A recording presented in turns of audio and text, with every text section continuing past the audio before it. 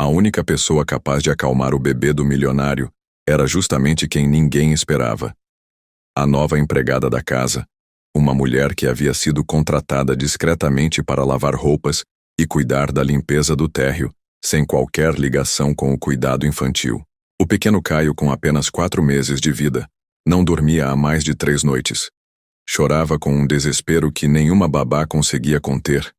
Rejeitava o colo da própria mãe e obrigava o pai, Augusto Monteiro, um dos empresários mais ricos do estado, a faltar em reuniões e passar as madrugadas andando pelos corredores da mansão, sem saber o que fazer. Já tinham passado por ali 2 enfermeiras particulares, uma doula recomendada por celebridades e até um pediatra particular trazido de avião de Curitiba. Mas nenhum deles conseguiu acalmar a criança por mais de 3 minutos. Foi então que, por acaso, enquanto limpava a escada da área íntima, Nádia ouviu o choro e se aproximou devagar, sem falar nada, apenas observando à distância. A governanta Helenice, exausta, tentava balançar o bebê enquanto Augusto gritava: "Pelo amor de Deus, alguém tire esse menino do estado de agonia. Já fiz de tudo." Helenice olhou para a jovem funcionária e, sem esperança, disse: "Quer tentar, Nádia? Já estamos no desespero mesmo." Sem dizer palavra, Nádia limpou as mãos no avental, se aproximou do berço, pegou o bebê nos braços e apenas o segurou com firmeza, apoiando a cabeça dele no ombro. O silêncio veio em menos de 30 segundos. O choro cessou como mágica. A criança fechou os olhos, e o milionário, ao ver aquilo, arregalou os olhos como se tivesse presenciado um milagre. "Mas o que você fez? Como é possível isso?" Nádia apenas respondeu: "Não fiz nada, senhor. Só ouvi o que ele precisava." E voltou a embalar o bebê suavemente, enquanto murmurava uma melodia antiga, quase apagada pelo tempo. O detalhe que ninguém percebeu de imediato, mas que Augusto notou com um arrepio, foi que aquela canção era a mesma que a mãe dele cantava quando ele era criança. Uma canção sem letra, que ela mesma havia inventado, segundo dizia. "Onde você aprendeu essa música?" ele perguntou trêmulo. Nádia hesitou. "Eu não sei.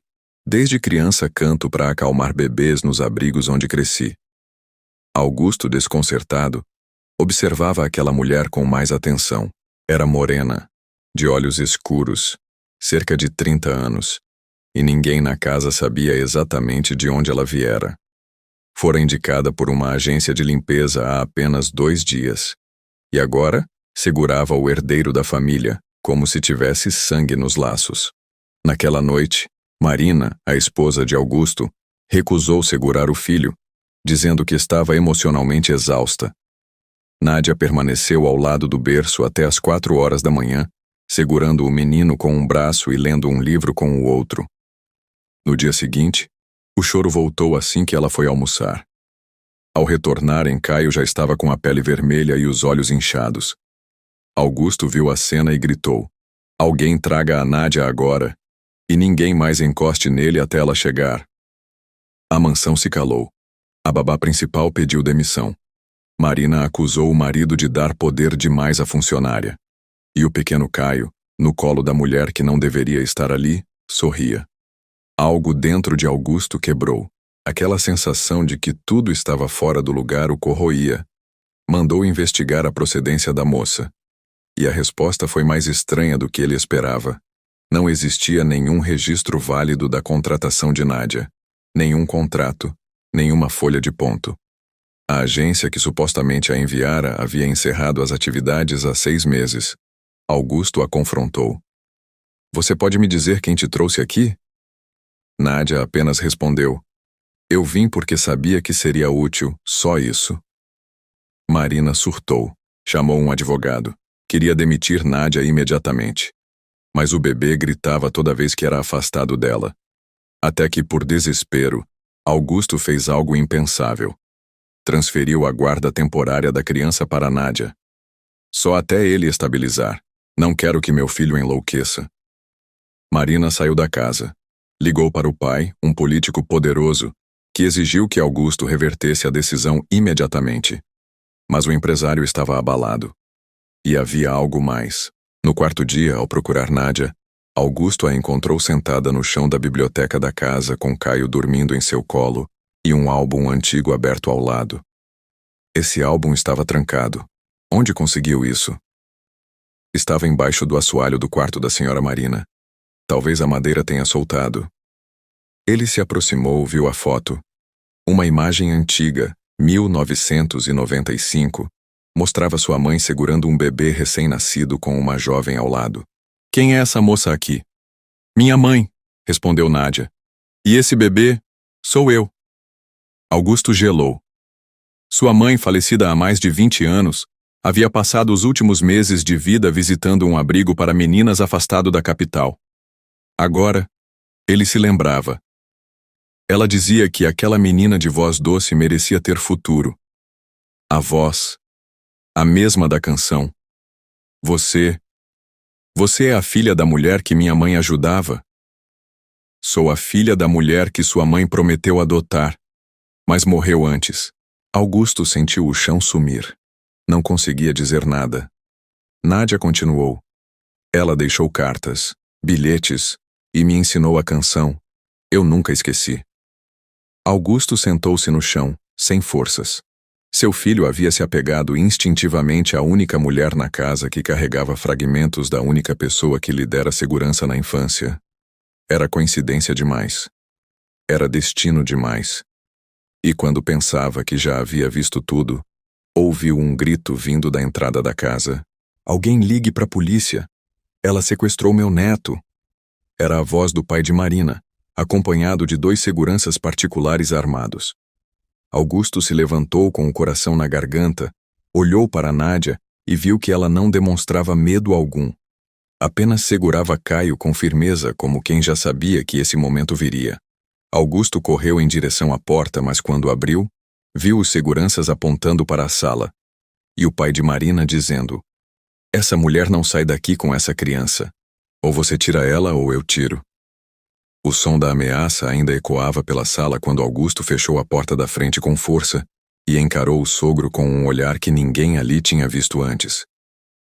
Você não vai tocar nela, nem no meu filho. O sogro, surpreso, tentou manter a postura. Essa mulher invadiu a sua casa, fingiu ser funcionária e agora está usando esse bebê para se manter aqui. Isso é sequestro, Augusto. Se você não fizer nada, eu mesmo chamo a polícia. Nádia permanecia sentada no chão, com Caio dormindo em seu colo, como se o caos ao redor não a atingisse. Ela não dizia uma palavra. Augusto hesitou por um segundo. Depois respondeu: Pode chamar. E vamos ver quem vai ser preso depois que os seguranças mostrarem a gravação da entrada dela com crachá entregue por um dos seus homens. Porque a agência que indicou ela estava no nome de um laranja ligado ao seu gabinete. O sogro arregalou os olhos. Você tá me acusando de plantar gente dentro da sua própria casa? Tô dizendo que alguém tentou sabotar meu lar. E você apareceu rápido demais quando soube que ela estava com meu filho. Rápido até demais para alguém que nem visitava o neto há semanas. O silêncio foi imediato. Marina apareceu no alto da escada, descomposta, ouvindo tudo. Pai, é verdade? O sogro desviou o olhar. Claro que não. Esse homem tá descontrolado. Tá deixando uma mulher sem histórico manipular ele. Mas Marina não respondeu. Fixou os olhos em Nádia. Depois em Caio. Depois em Augusto. E pela primeira vez, pareceu se perguntar por que o filho havia se apegado tanto àquela mulher. Desceu lentamente os degraus, pisando descalça no piso gelado de mármore. Sentou no sofá com as mãos trêmulas. Eu fui uma péssima mãe nos últimos dias. Eu não aguentava o choro. Não suportava a pressão. Eu me escondi. Augusto sentou-se ao lado dela. A gente não estava preparado para isso, mas Caio escolheu com quem queria estar, e não foi à toa. Nádia se levantou com o bebê ainda dormindo. Eu posso ir embora se quiserem, mas o menino vai sentir. Ele sabe quem eu sou, mesmo sem entender. Marina olhou para a criança e viu o rosto calmo, sereno, completamente diferente do desespero dos últimos dias. Você é filha daquela mulher que minha sogra visitava no abrigo, não é? Nádia assentiu. Aquela senhora dizia que um dia voltaria, mas não voltou. Eu entendi que ela morreu, mas quando descobri que ela tinha família, resolvi procurar. Marina respirou fundo. E agora? Você quer o quê? Nada.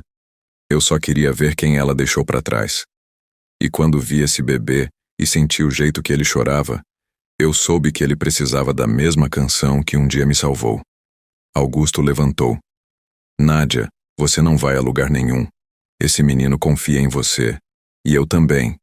E se for preciso, eu coloco seu nome no registro de funcionários efetivos da casa agora, com todos os direitos, com histórico, com segurança. O sogro riu em deboche. Você tá maluco? Vai entregar sua casa para uma mulher que apareceu do nada? Vai dar poder para alguém que ninguém conhece? Augusto se aproximou. Talvez seja justamente por isso. Porque ninguém conhecia ela. Porque a gente sempre confiou demais em sobrenome e de menos em presença. Nesse instante, Caio começou a acordar no colo de Nádia. Abriu os olhos devagar, olhou para o pai, depois para a mãe. Depois se agarrou ainda mais no ombro da mulher que o segurava. Era como se estivesse dizendo com o corpo o que não conseguia com palavras.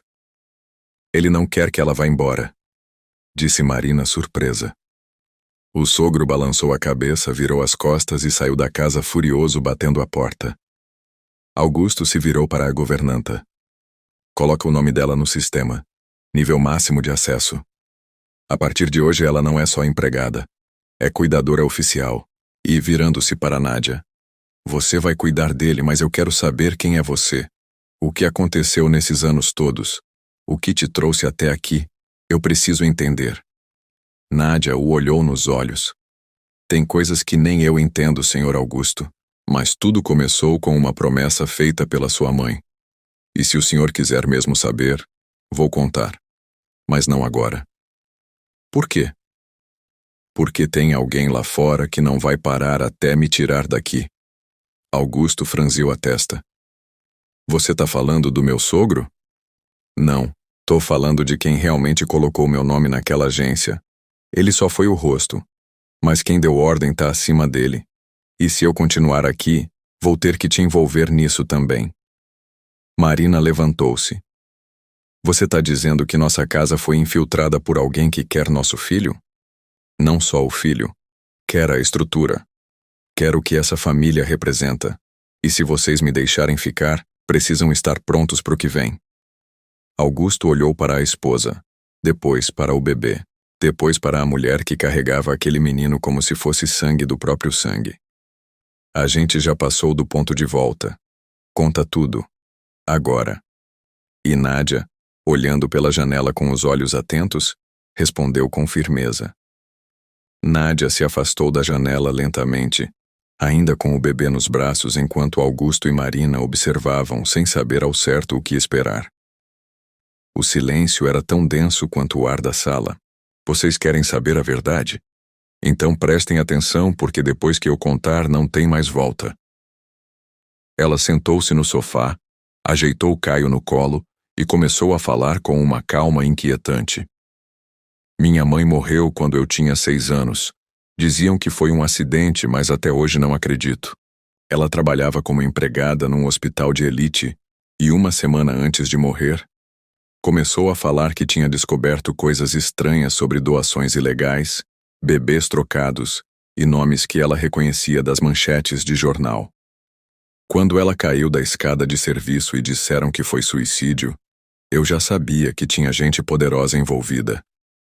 Fui parar num abrigo longe de tudo, e foi lá que conheci sua mãe, senhor Augusto.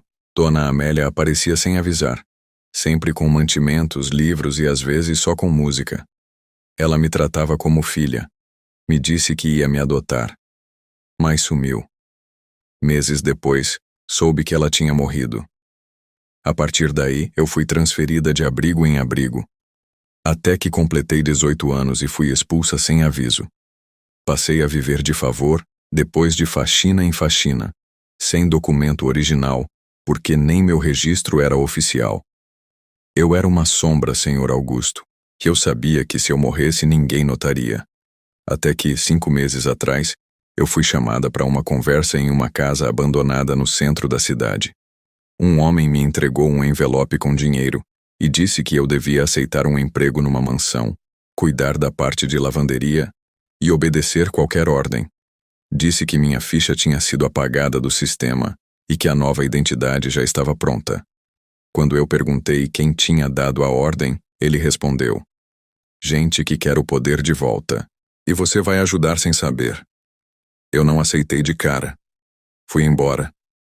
Mas no dia seguinte alguém me mandou uma foto do orfanato onde cresci, todo queimado. Depois recebi um vídeo de uma amiga minha sendo ameaçada. Então eu entendi que ou eu aceitava, ou mais gente inocente ia pagar. Quando cheguei aqui achei que era mais uma casa de gente fria. Mas quando vi o seu filho, ainda no berço, me olhando com medo e tremendo sem ninguém saber por quê, eu percebi que ele era como eu fui. Sem voz, sem amparo. E aí eu quebrei o plano. Resolvi proteger ele em vez de seguir ordens. Por isso me odeiam agora. Porque eu desobedeci quem queria usar essa casa para mostrar poder. Augusto caminhou até a porta, trancou com a chave e voltou com o rosto fechado. Você tá me dizendo que existe um grupo usando funcionários terceirizados para infiltrar mansões, empresas, casas de alto escalão? Sim. E nem sempre é para roubar. Às vezes é só para observar, controlar, fazer chantagem depois. Marina sentou-se desnorteada. Meu pai já fez parte disso? Não sei. Mas ele aparece nos papéis que estavam dentro do envelope que me deram. Nádia retirou do bolso uma folha plastificada e entregou a Augusto. Era um contrato de doação, no nome de uma empresa que nunca ouviram falar, ligando o sogro a repasses em paraísos fiscais e nomes de políticos investigados. Esses papéis estavam guardados num fundo falso do orfanato. Eu escondi quando soube que iam me caçar. Por isso entrei nessa casa. Eu queria devolver isso pro filho da mulher que me prometeu um lar. Augusto passou a mão no rosto. Eu achava que meu maior problema era um bebê que não dormia. Agora você me diz que minha casa foi alvo de infiltração, meu sogro tá ligado à lavagem de dinheiro, e a única pessoa confiável é a mulher que ninguém aqui conhecia até ontem. É isso. Do lado de fora, 2 carros pretos pararam no portão. Marina olhou pela câmera e disse: "Não é polícia, é segurança privada." Augusto olhou para Nádia. "Eles sabem que você contou." "Sabem." "E se pegarem você?" "Eles vão atrás do bebê. Porque o que está em jogo aqui não é só dinheiro. É o sobrenome Monteiro. É o futuro dessa criança como herdeiro do que eles perderam. Querem ele em outro lugar sob outra influência. E se não puderem ter isso, vão tentar destruir tudo o que restar." Augusto olhou para a esposa. Marina, em silêncio, pegou o celular e começou a gravar. Nome, datas, tudo. "Fala, Nádia. Você vai contar agora e eu vou salvar isso nos servidores internacionais da minha família. Se eles vierem atrás, eu vou ter com o que responder." Nádia assentiu. "Começou em 1998, com um grupo que se chamava Fraternidade Azul." E antes que ela continuasse, ouviram um barulho na parte de trás da casa. Um dos vidros da cozinha estilhaçou. Augusto se levantou, foi até o cofre, pegou a arma que herdara do pai e disse: "Agora não é mais sobre o bebê, é sobre tudo que tentaram esconder por trás de um choro que ninguém quis ouvir." Os vidros da cozinha ainda estalavam no chão quando Augusto fechou todas as cortinas da casa, trancou as portas e pediu para Nádia subir com o bebê até o quarto mais protegido, que era revestido de madeira maciça e ficava no centro da mansão, sem janelas externas. Marina subiu junto, segurando o notebook com as gravações que haviam acabado de fazer. Augusto abriu o cofre novamente, mas desta vez não pegou só a arma herdada do pai. Retirou também um envelope lacrado que nunca havia aberto. Estava ali desde o falecimento de sua mãe. Na frente, escrito à mão, lia-se: "Para quando você for pai."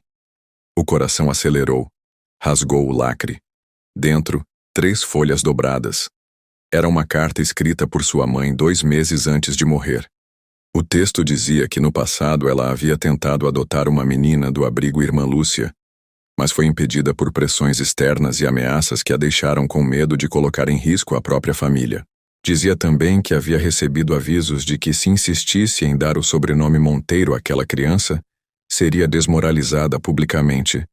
A mãe desistiu da adoção, mas continuou visitando a menina em segredo, levando roupas, livros e uma única música, criada por ela, como forma de manter o vínculo. A música, a mesma que Nádia cantava. Augusto sentiu a garganta fechar. O nome da criança mencionado na carta era exatamente o mesmo da mulher que agora cuidava do seu filho. A carta terminava dizendo: "Se um dia você encontrar essa menina já adulta e ela estiver ao seu lado, não a expulse. Ela é a única ponte entre o que eu fui e o que você ainda pode ser." Augusto olhou para a folha como se ela queimasse em suas mãos. Um grito veio do andar de cima. "Tem alguém no jardim lateral." Era Marina espiando pelas câmeras internas. Augusto subiu correndo. Viu 3 homens encapuzados circulando os fundos da mansão, portando lanternas e um objeto que parecia uma alavanca de pressão. "Chama a polícia agora!" gritou. Mas o celular de Marina já estava sem sinal. A internet havia caído minutos antes. "Eles cortaram tudo", disse Nádia. "Isso é ataque coordenado." Augusto voltou ao escritório, ativou manualmente o botão de pânico ligado ao sistema de alarme, mas nada aconteceu. O sistema não respondeu. "Eles desativaram por dentro. Tem alguém na casa." Marina arregalou os olhos. A única funcionária que ainda não apareceu desde ontem à noite foi a cozinheira da madrugada, a Silvinha. Augusto pegou a arma e desceu para a área de serviço. Porta entreaberta. Louça limpa. Mas nenhum sinal da cozinheira. O interfone interno emitia um chiado sutil, como se alguém estivesse ouvindo, mas sem responder. Ele se aproximou, apertou o botão e disse: "Se você ainda está aqui dentro, saiba que a criança está protegida, e que se tocar em qualquer um de nós, vai pagar com a própria vida." Nada. Apenas estática. De repente, um alçapão do armário lateral se abriu sozinho. Um dos empregados antigos havia revelado que aquele compartimento ligava ao antigo poço desativado da mansão, que levava ao jardim externo. Augusto entrou, com a lanterna acoplada à arma. Ao passar pela estreita escada de pedra, ouviu passos apressados e viu uma sombra correndo pelo túnel. Disparou um tiro para cima, só para assustar. A sombra parou. Uma voz feminina respondeu: "Você não vai querer me matar, Augusto, porque eu sei quem mandou te caçar." Era Silvinha, a cozinheira, ou quem fingia ser. "Quem te mandou?" Augusto perguntou, já suando. "O mesmo que destruiu a sua mãe por tentar adotar uma criança fora do padrão. O mesmo que financiou campanhas com dinheiro sujo para manter a família Monteiro sob controle." "Você tá falando do pai da Marina?" "Tô falando de quem tá acima dele. De quem criou a Fraternidade Azul." Augusto abaixou a arma. "Aquela organização é real, então. Mais real do que você pensa. E essa criança que você teve, o seu filho, ele é a chave para algo maior, porque o sangue dele carrega a junção de 2 linhagens que nunca deveriam se cruzar. E se você deixar essa mulher cuidar dele, o plano todo vai ruir."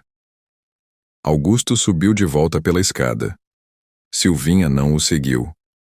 Quando ele chegou ao andar de cima, encontrou Nádia com o bebê no colo e Marina digitando em outro notebook. "Tô tentando reconectar a internet por um chip externo. Se eu conseguir, posso enviar a gravação da confissão da Silvinha para os servidores externos da nossa holding." Ela confirmou que alguém está usando a criança para atingir um objetivo maior, que o Caio é mais do que um herdeiro.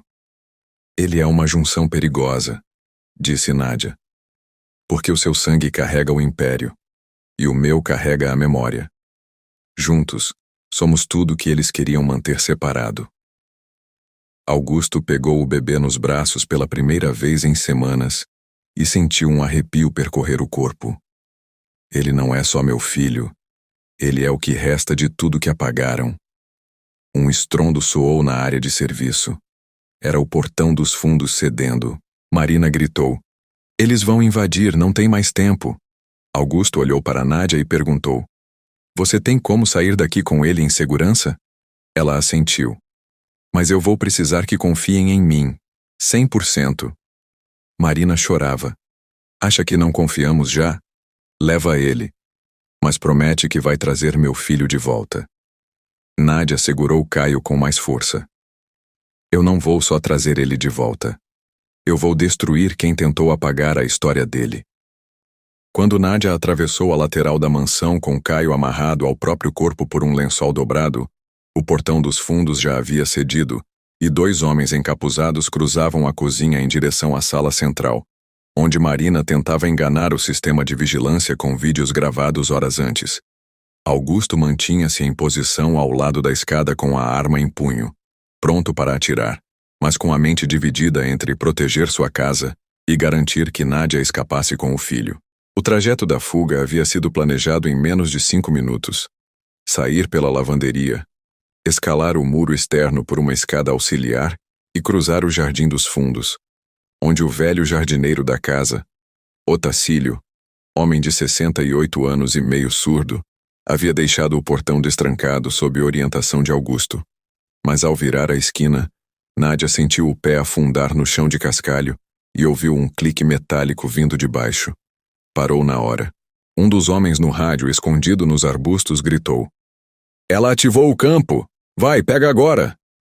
Ela se jogou no chão protegendo o bebê com o próprio corpo.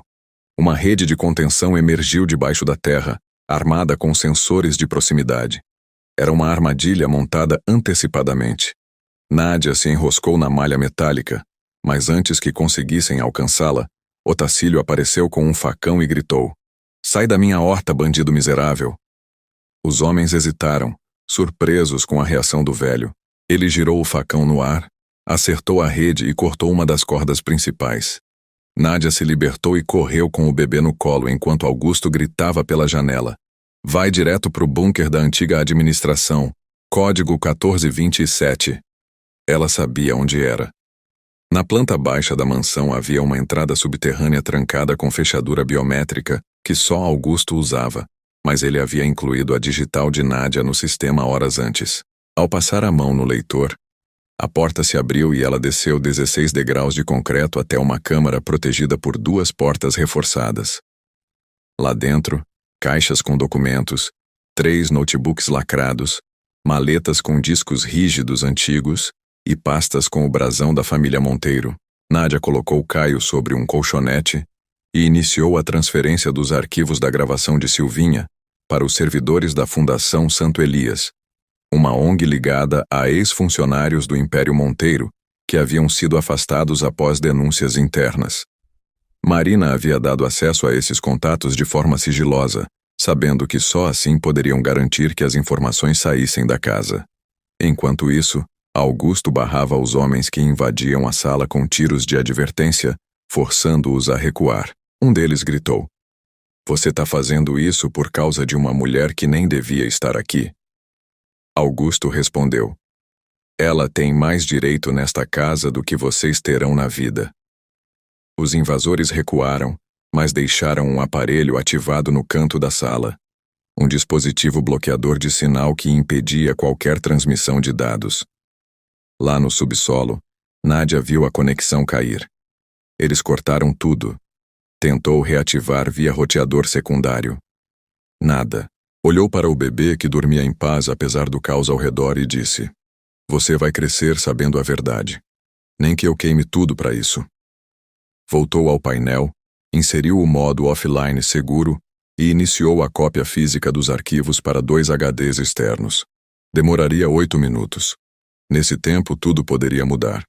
Do lado de fora, a polícia finalmente chegava, alertada por Otacílio que escapara pela frente da casa e pedir ajuda num mercado vizinho. Os homens armados tentaram fugir pelos fundos, mas foram interceptados. Um deles, ao ser contido, gritou: Vocês não fazem ideia de quem está por trás disso. E o policial respondeu: Talvez não, mas agora eles têm nome, rosto e registro. Augusto saiu pela porta da frente com as mãos erguidas. Entregou a arma e mostrou os documentos que havia encontrado na carta da mãe. Marina apareceu logo atrás com o notebook em mãos. Tem vídeos, tem áudios, tem lista de pagamentos. Tá tudo salvo. No bunker, Nádia finalizava a cópia dos arquivos quando percebeu que uma luz vermelha piscava no canto da sala. Um sensor de movimento oculto havia sido ativado. Tem mais alguém aqui embaixo, ela murmurou.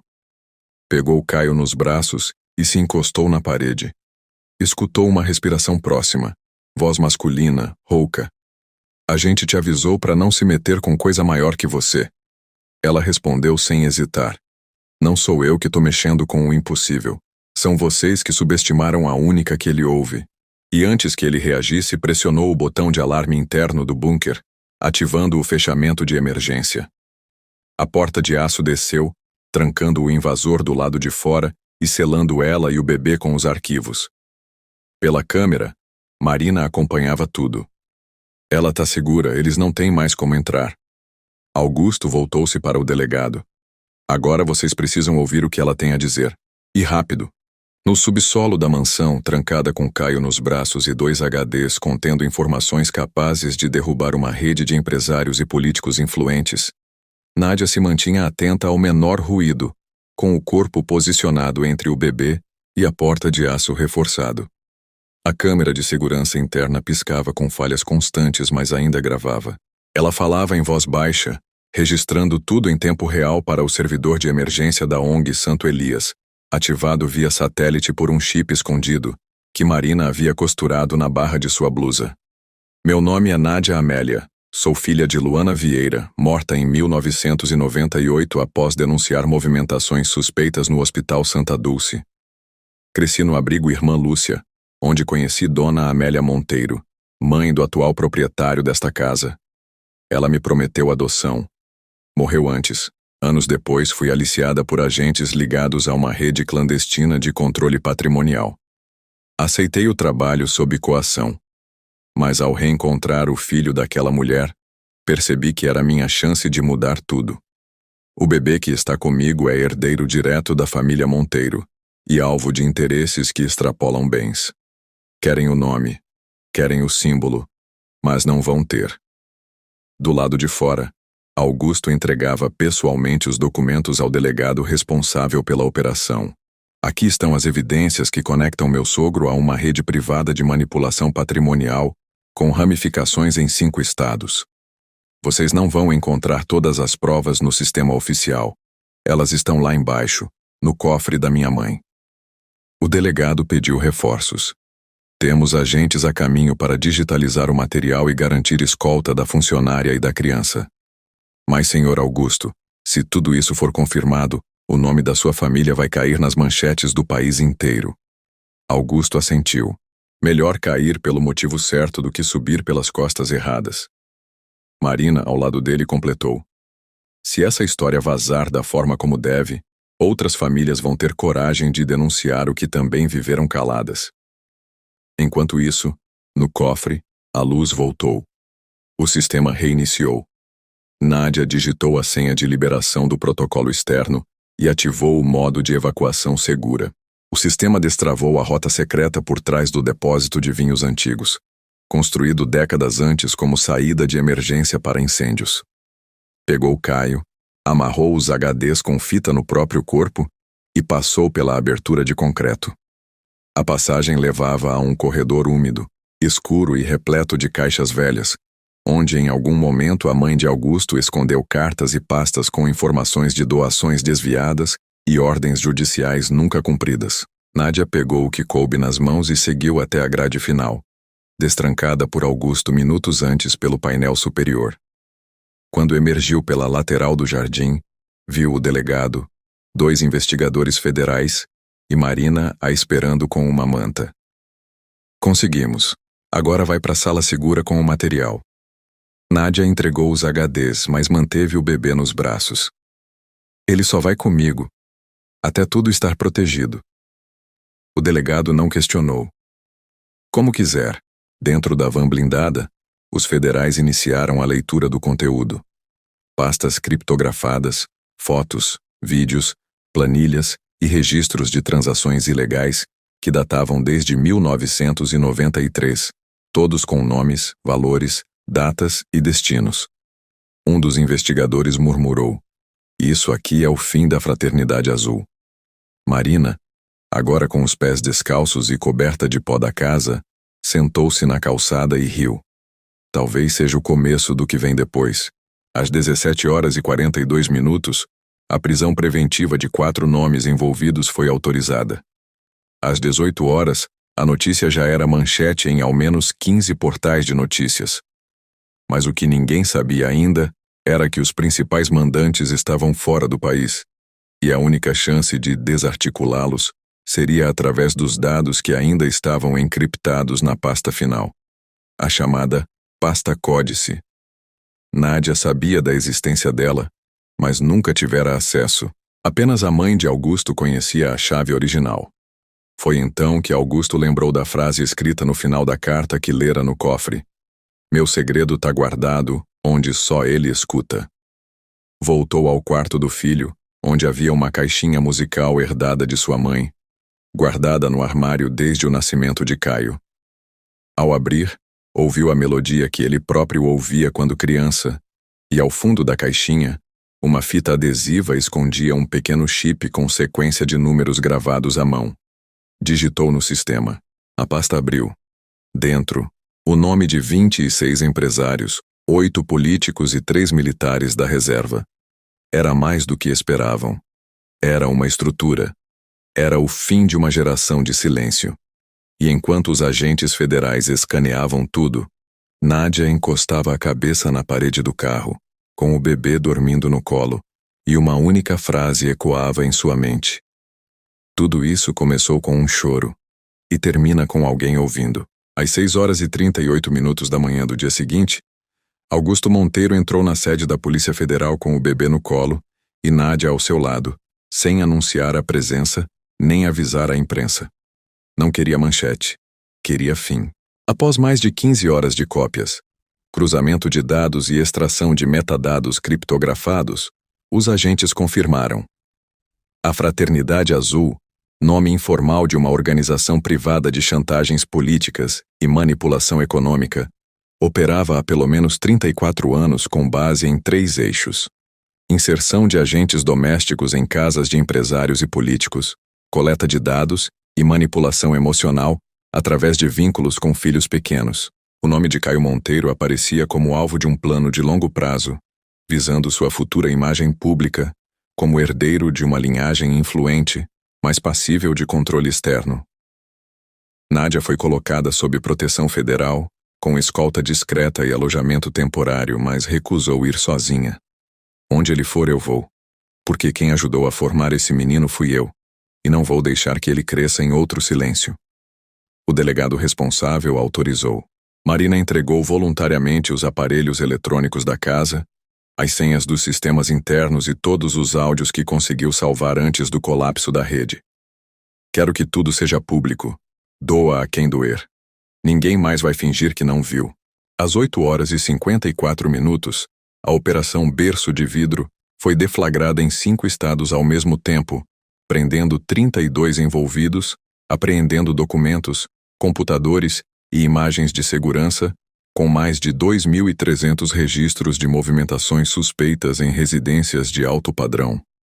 Em Salvador, uma babá filmada com câmeras ocultas foi flagrada plantando chips de escuta na roupa de um bebê. Em Curitiba, 2 motoristas de luxo foram presos ao tentar transferir registros de reuniões para servidores internacionais. Em Belo Horizonte, uma funcionária terceirizada do Senado foi acusada de ter fotografado mais de 300 documentos oficiais, usando uma câmera escondida em uma pulseira infantil. Tudo foi conectado pela mesma rede. A Fraternidade Azul, operando sob o disfarce de fundações beneficentes e serviços de cuidado doméstico. Às 10h16, Augusto foi chamado ao gabinete do diretor-geral da Polícia Federal. Você sabe que seu nome vai ser massacrado por isso, não sabe? Vão tentar te destruir nos jornais, nos bastidores, nos conselhos. Augusto respondeu sem hesitar. Melhor ser atacado por contar a verdade do que elogiado por calar enquanto meu filho vira produto de chantagem. Em casa, a mansão Monteiro foi lacrada. Marina preferiu se mudar com o filho e com Nádia para um apartamento provisório no interior de São Paulo, onde reconstruiriam tudo longe das câmeras. Nádia passou a cuidar de Caio em tempo integral, mas agora com o nome registrado oficialmente como cuidadora legal, direito aprovado por decisão judicial, após comprovar vínculo afetivo, ausência de antecedentes e risco concreto de vida. Isso aqui não é adoção, é reconhecimento, disse a juíza ao proferir a liminar. Às 12h47, o nome de Augusto Monteiro era o mais comentado da internet, dividido entre críticas, apoio, dúvidas e ataques. Mas o empresário não comentou nada. Apenas publicou uma única frase em nota oficial: "Se meu filho chora, eu escuto.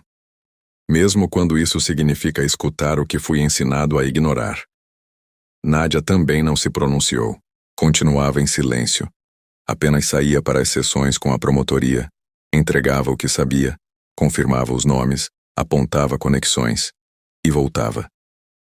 Augusto cuidava da segurança. Marina organizava os arquivos.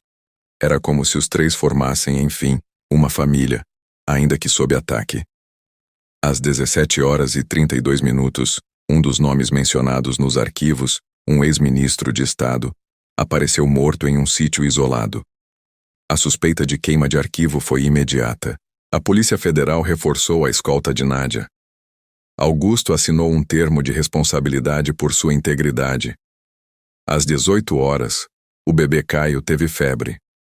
Nádia passou a noite acordada ao lado do berço, com o mesmo canto de sempre. A melodia da avó. Do passado. A melodia que abriu toda essa história. Augusto se aproximou, colocou a mão no ombro dela e disse: "Você sabe que isso só tá começando, né?" E ela respondeu: "Por isso eu ainda tô aqui." E o que nenhum dos dois sabia era que no subsolo da casa antiga, lacrada, ainda havia um armário escondido atrás da biblioteca, onde um antigo gravador havia sido ativado por sensor. E alguém, em outro país, já havia começado a ouvir tudo.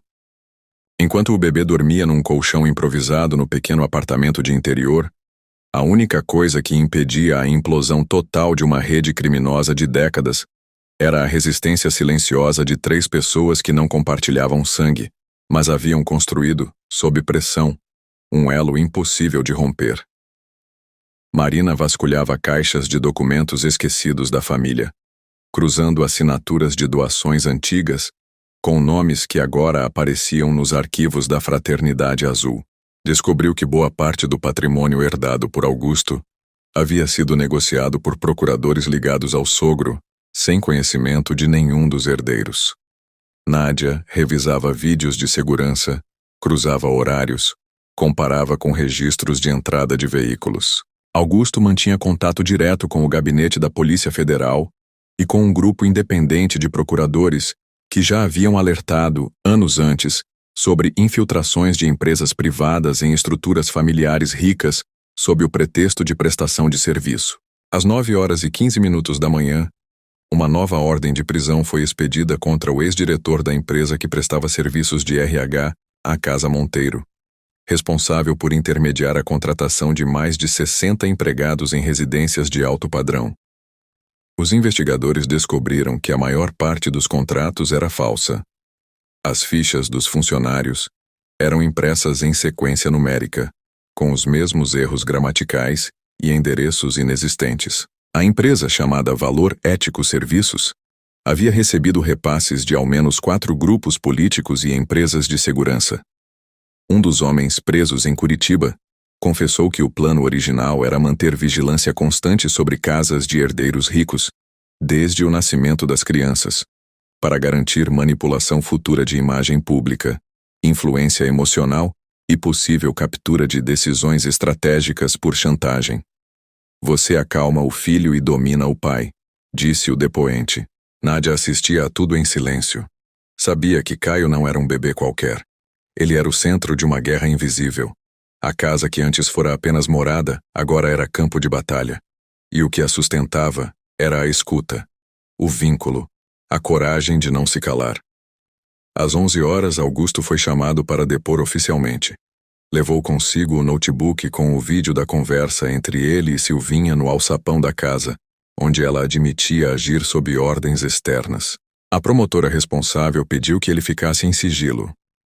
Esse material vai nos ajudar a enquadrar os mandantes como organização criminosa com finalidade de controle institucional. Ao mesmo tempo, Marina recebeu uma ligação anônima dizendo que sua mãe, falecida há 7 anos, havia deixado uma carta trancada em um cofre antigo do banco, endereçada à filha. Ao ir até a agência e apresentar os documentos, recebeu uma caixa de madeira com o brasão da família.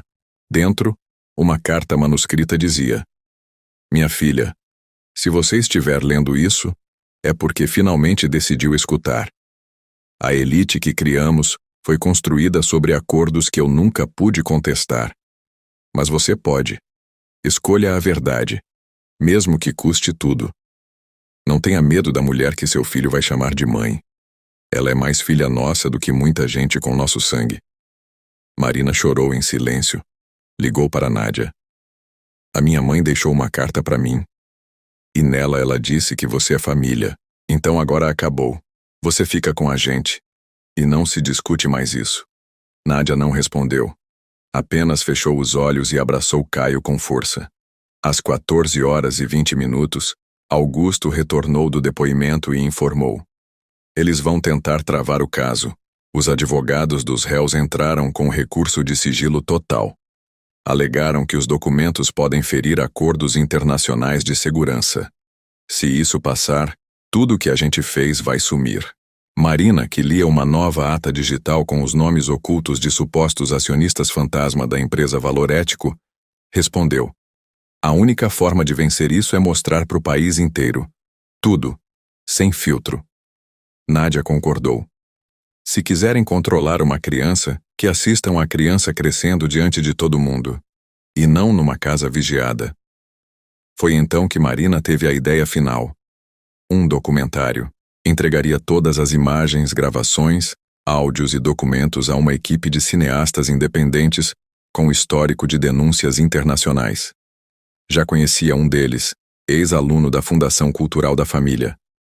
A única forma de matar uma rede de silêncio é obrigá-la a falar em voz alta. No mesmo dia, o material começou a ser editado. Augusto cedeu o nome. Nádia cedeu os arquivos. Marina abriu o acervo. Às 17h55, o documentário ganhou o título Choro Calado, o Brasil que cresce silenciado. A estreia seria em 15 dias, com sessões simultâneas em universidades, sindicatos, cinemas de rua e redes alternativas.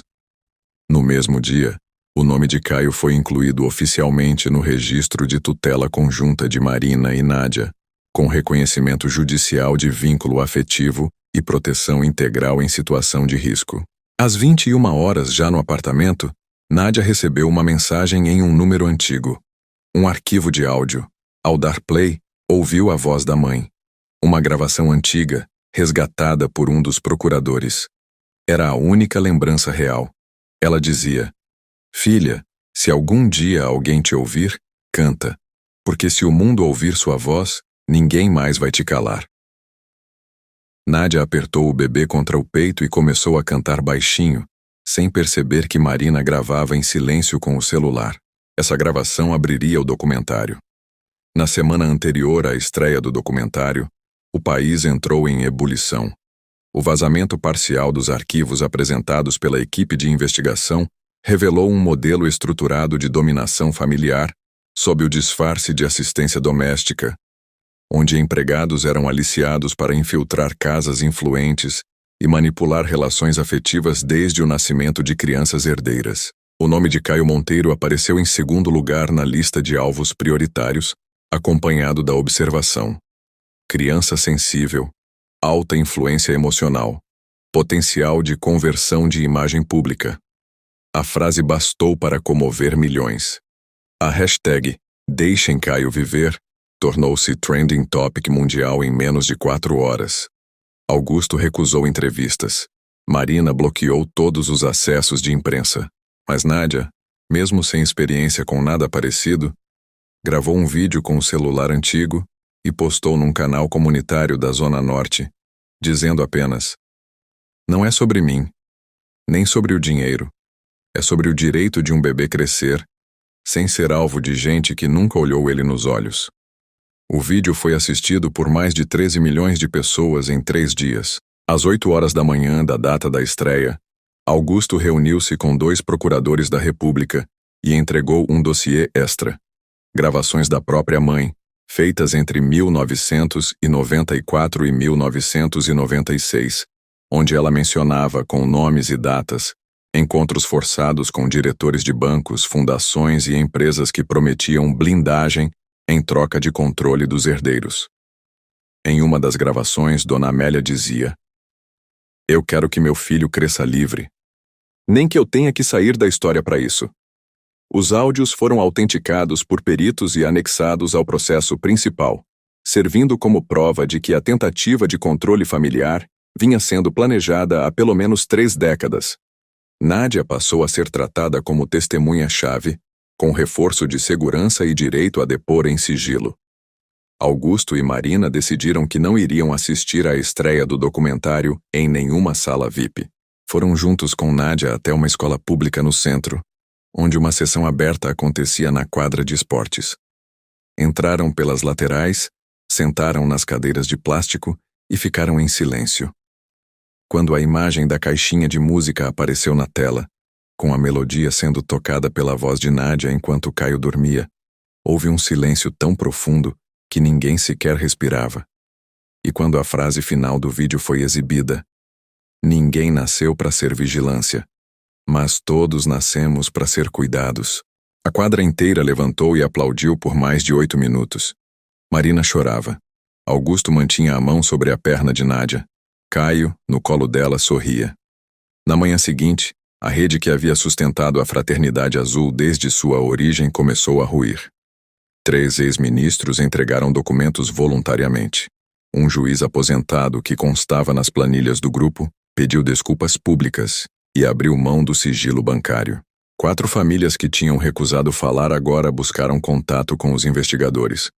E em meio a tudo isso, o que mais surpreendeu foi a decisão de Augusto de transferir oficialmente 52% do controle da holding Monteiro para uma fundação pública de fomento à escuta infantil, presidida por um conselho formado por ex-cuidadoras, educadoras, mães solo e pessoas como Nádia. "Não quero mais que ninguém herde esse peso sozinho. Quem vai herdar a Monteiro agora é quem sabe ouvir." Ao assinar o termo, Nádia disse: "Eu não sou empresária, mas sei quando um bebê precisa ser escutado. E agora o Brasil vai ser forçado a ouvir o que ignorou por tempo demais." Nos dias que se seguiram, nenhuma fala teve mais impacto do que a que veio da boca de Marina, quando perguntada por uma repórter sobre como se sentia ao dividir a guarda do filho com outra mulher.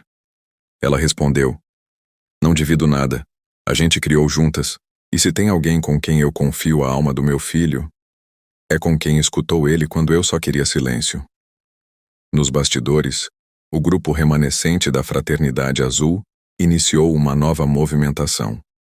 E antes mesmo do 3º dia após a exibição, uma notificação judicial chegou ao apartamento onde a família agora morava. Uma liminar alegava que Nádia havia invadido a casa Monteiro com documentos falsos e exigia sua prisão preventiva. O juiz que assinava a ordem era o mesmo que aparecia nos áudios da mãe de Augusto, citado por nome e apelido. A rede ainda resistia. Augusto ligou para o delegado. Eles reagiram, e dessa vez não vão parar no papel. Nádia não hesitou. Pegou a mochila, colocou Caio no colo e disse: "Se tentarem me tirar daqui vai ser na frente de todo mundo, e com ele olhando, e aí vão entender que não é mais sobre mim. É sobre o país que escolhe quem escuta e quem manda calar." A liminar que pedia a prisão preventiva de Nádia foi recebida com surpresa e revolta por parte dos promotores federais, que já haviam validado seu status como testemunha-chave e cuidadora legal do bebê Caio. O juiz que assinava o pedido, Luiz Carlos Peçanha, havia sido citado em 2 gravações antigas feitas pela mãe de Augusto, onde era mencionado como o homem de confiança da Irmandade. Diante da denúncia, Augusto foi pessoalmente ao gabinete da Corregedoria Federal entregar os áudios. Esse juiz não pode julgar nada relacionado à minha família. Ele tem conflito direto. A Corregedoria abriu sindicância em caráter emergencial, mas o mandado já havia sido enviado à Delegacia de São Paulo e 2 agentes estavam a caminho do novo endereço da família. Nádia sabia o que aquilo significava. Eles não querem me prender, eles querem me desmoralizar. Se me colocarem numa viatura, mesmo que seja por poucas horas, vão usar essa imagem contra tudo que a gente construiu. Marina trancou a porta. Augusto ligou para o delegado que acompanhava o caso desde o início e exigiu intervenção imediata. Se essa mulher for levada daqui sob falsa acusação, vocês perdem a única chance de provar que o sistema ainda tem reparo. O delegado hesitou, mas concordou. Segura ela em local fechado. Vamos abrir um procedimento interno para sustar esse mandado com base na suspeição do juiz. Augusto desligou e correu até o andar de cima, onde havia um quarto com reforço acústico, originalmente usado como estúdio de música.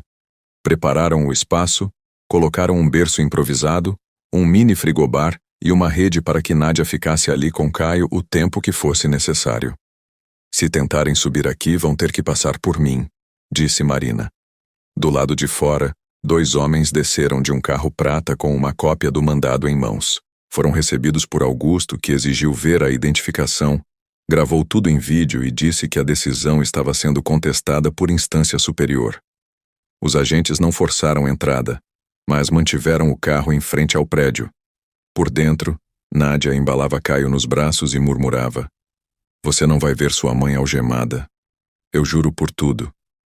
Marina, sentada ao lado dela, olhava o bebê com um misto de culpa e orgulho.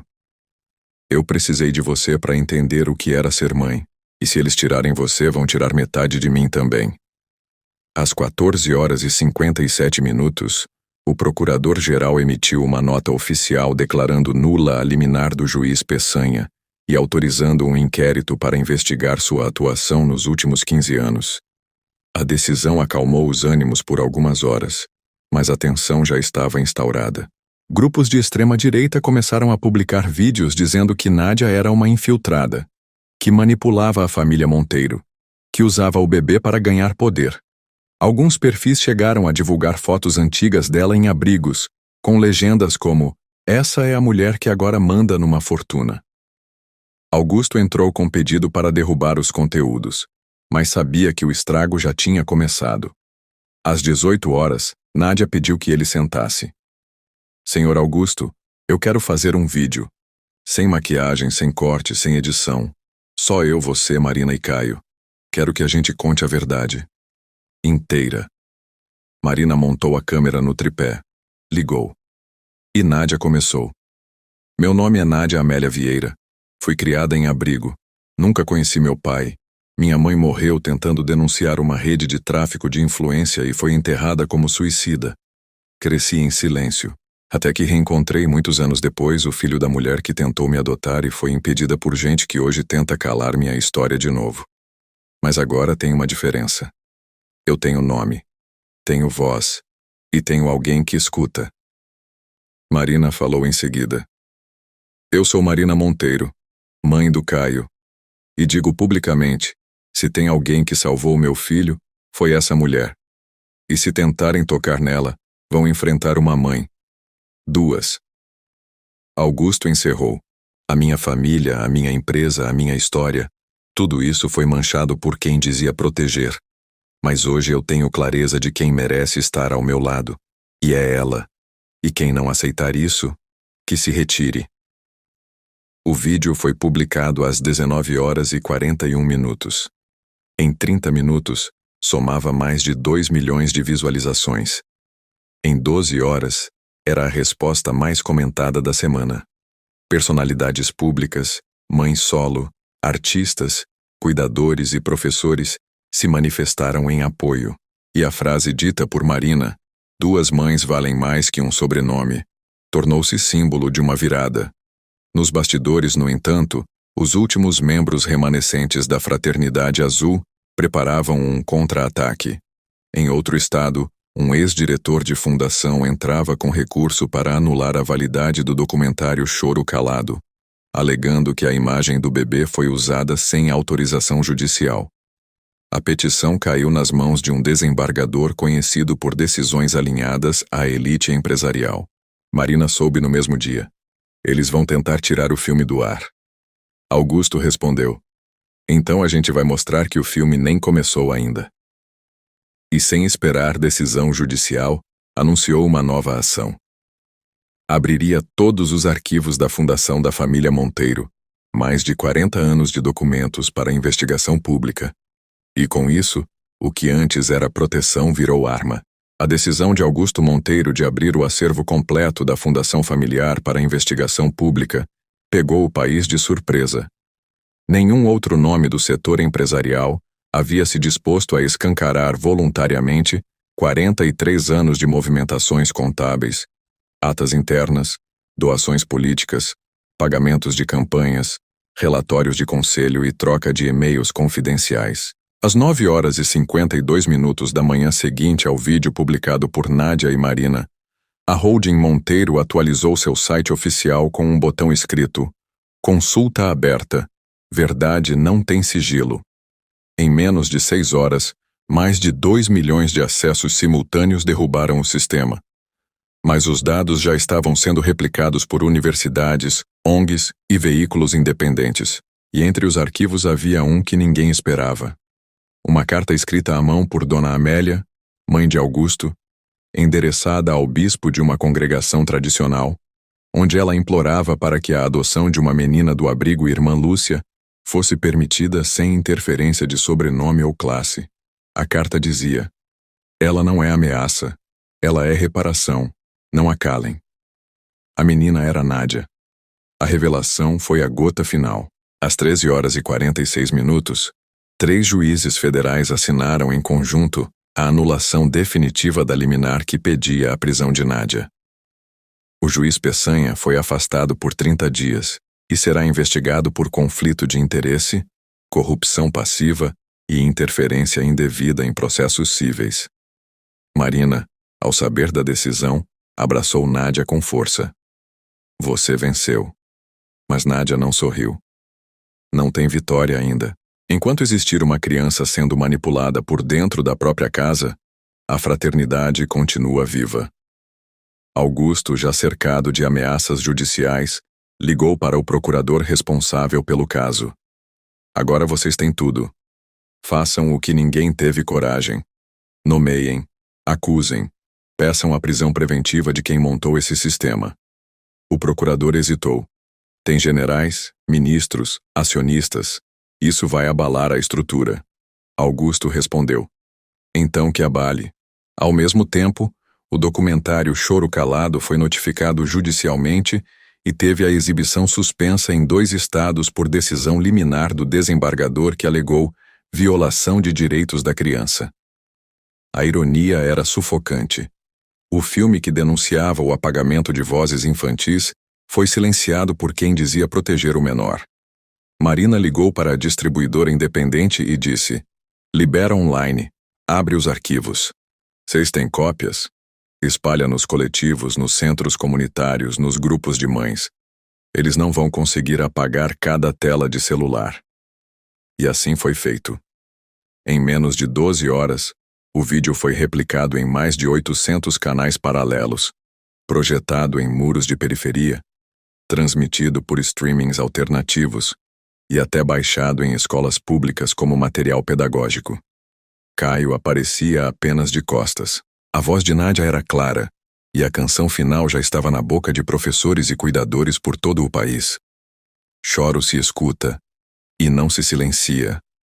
Às 17h22, a ministra dos Direitos Humanos convocou uma reunião de emergência com representantes do STF, do Congresso e da Polícia Federal. O tema era único: a nova configuração da proteção civil familiar diante de tentativas de infiltração institucional. O nome de Nádia foi citado 17 vezes. Ela não estava presente. Estava em casa, sozinha com Caio, cantando baixinho, enquanto os pais dele se reuniam com promotores. Naquele mesmo instante, uma nova tentativa de desmoralização era executada em Brasília. Um ex-funcionário da Fundação Monteiro divulgou trechos editados de vídeos internos, onde Nádia aparecia desacordada após um desmaio causado por exaustão. As imagens foram usadas fora de contexto e viralizaram com legendas como "Ela não está mentalmente estável" ou "Bebê está em risco com cuidadora colapsada". Marina respondeu com um vídeo direto. "Ninguém protege mais esse bebê do que ela. Se isso é colapso, o que vocês chamam de abandono emocional?" No mesmo dia, uma psicóloga referência em desenvolvimento infantil gravou um parecer espontâneo dizendo que o vínculo entre Caio e Nádia era exemplar, estável e protetor. A fraternidade tentava, mas o país agora assistia. Às 21 horas, Augusto convocou uma coletiva. Disse: "O sistema que a gente aceitou por tanto tempo não nos protegeu, só nos domesticou. Hoje, meu filho dorme tranquilo porque alguém escutou. Escutou o que eu fui incapaz. Por isso, a partir de agora, cada novo contrato da Monteiro vai exigir protocolo de escuta afetiva no vínculo familiar. E quem não aceitar, não trabalha conosco." Nos bastidores, Nádia recebia um e-mail estranho. Nenhum remetente, apenas um texto. "Você acha que isso é vitória? É só o começo. O próximo choro não será de bebê." Ela levantou da cadeira, foi até a janela e viu, do outro lado da rua, um homem de terno parado ao lado de um carro escuro, sem celular, sem relógio, apenas olhando para cima.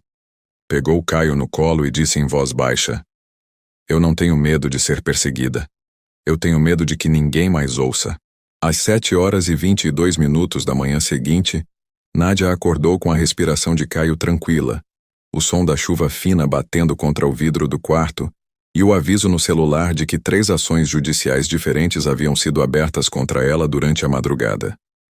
A primeira exigia a suspensão do vínculo afetivo sob a justificativa de conflito de interesse entre funcionária e herdeiro. A segunda acusava Nádia de uso indevido de imagem pública para ganho de notoriedade. A terceira, a mais grave, questionava a validade do reconhecimento judicial de vínculo com Caio e pedia sua imediata retirada do convívio da criança. Augusto, ao saber disso, ligou imediatamente para o novo procurador da República designado para o caso. "Eles estão tentando fazer por papel o que não conseguiram por chantagem. Vão desmontar tudo no jurídico." O procurador confirmou que os advogados da Fraternidade Azul, agora operando sob novas fachadas, estavam buscando brechas técnicas para descredibilizar todo o processo. Se conseguirem anular a decisão da tutela por vício de origem, ela perde tudo, e vocês ficam vulneráveis. Marina reagiu mais rápido. Redigiu uma carta aberta à opinião pública, assinada pelos dois como pais de Caio, e corresponsáveis legais pela segurança emocional da criança, afirmando que a tentativa de apagar Nádia do registro afetivo do bebê era uma forma moderna de apagamento de vínculo que ecoa o mesmo silêncio imposto a gerações de mulheres que cuidaram sem nunca serem reconhecidas. A carta viralizou, mas o impacto maior veio horas depois, quando Nádia foi chamada para depor de forma presencial no Fórum da Capital, às 14h30, sob pena de condução coercitiva. Augusto ofereceu levá-la com escolta. Marina sugeriu que não fosse. "Você sabe o que querem. Vão te filmar entrando, tentar te quebrar ao vivo." Nádia olhou para Caio, que mamava em silêncio, e respondeu: "Se eu não for, eles vão dizer que eu me escondi. Se eu for, pelo menos eu mesma conto o que vivi." Vestiu uma calça escura, camisa branca simples, prendeu o cabelo com uma fita e pegou um envelope com os documentos da infância, cartas da mãe, fotos do abrigo, laudos psicológicos do bebê e o parecer técnico que atestava o vínculo afetivo. Entrou no fórum com Augusto e Marina ao lado. A imprensa cercava o local. Uma mulher gritou: "É você que acha que mãe se compra com carinho?" Nádia não respondeu. Entrou. Na sala de audiência, o juiz, outro substituto da vara de família, olhou os papéis por 10 minutos em silêncio. A senhora não tem parentesco com a criança. O que lhe dá o direito de manter convivência? Nádia respondeu sem hesitar. Porque ele me escolheu. Isso não tem validade legal. Então vamos mudar a lei, porque tem milhares de crianças nesse país que seriam outras se tivessem sido escutadas por alguém. O juiz esfregou os olhos. A senhora se coloca como mãe? Não me coloco. Ele me colocou. E isso ninguém tem como mudar. Marina pediu para falar. Foi autorizada. Sou mãe biológica do Caio. E afirmo aqui, perante esta corte, que ele encontrou em Nádia o equilíbrio que eu mesma não consegui oferecer em momentos de crise. Se isso não vale, então a gente precisa rever o que chamam de maternidade neste país. Augusto completou. Eu cresci sendo cuidado por 5 mulheres que nunca foram chamadas de mãe. Agora que uma é, vocês querem tirar isso porque não veio por sangue? O juiz não respondeu. Pediu prazo para análise, mas o silêncio era a resposta. Do lado de fora, a multidão se acumulava. Às 17h36, enquanto ainda estavam no fórum, uma notícia estourou. O ex-presidente de uma das fundações envolvidas na Fraternidade Azul havia sido encontrado morto em um hotel de Brasília. O bilhete ao lado do corpo dizia: eles vão apagar todos nós e vão fingir que foi culpa de quem falou demais. O caso foi tratado como suicídio, mas os investigadores já sabiam. Era queima de arquivo. Nádia foi levada de volta ao apartamento sob escolta. Caio dormia. Ela pegou o bebê nos braços e olhou para Augusto. Agora acabou. Eles vão parar de brincar. Augusto respondeu: agora começa, porque agora tá claro que a gente mexeu onde ninguém teve coragem. Marina abriu o computador. Tem uma reunião do Conselho Nacional da Infância daqui a 2 dias. Vão debater vínculos afetivos não biológicos. Quero você falando lá. Nádia hesitou. Você sabe que se eu falar lá, vão tentar me derrubar ao vivo. Por isso mesmo. Porque é ao vivo que o país vai entender quem são os monstros. Às 21h05, enquanto Caio dormia, Augusto recebeu uma ligação. Era do segurança do prédio.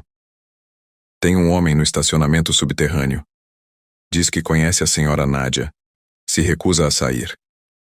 Desceu. Encontrou o homem parado ao lado de uma moto antiga, olhos fundos, barba por fazer. Quem é você? O homem respondeu: sou irmão da Nádia. Fui tirado do abrigo aos 13 anos e sumiram comigo. Agora querem calar ela. E eu sei de tudo. Augusto olhava fixamente para o homem à sua frente, parado ao lado da moto velha, vestindo uma jaqueta puída e com os olhos de quem carregava anos de peso que ninguém nunca viu. Como assim, irmão da Nádia? Ela nunca mencionou ninguém. O homem assentiu com a cabeça. Porque acharam que eu tinha morrido. Aos 13 anos fui transferido do abrigo Irmã Lúcia para uma tal de Unidade 49. Um centro que não constava em registro público nenhum. Na verdade, era um galpão. Sem nome, sem janela, sem família. A gente era treinado, obedecer, observar, memorizar, usar uniforme.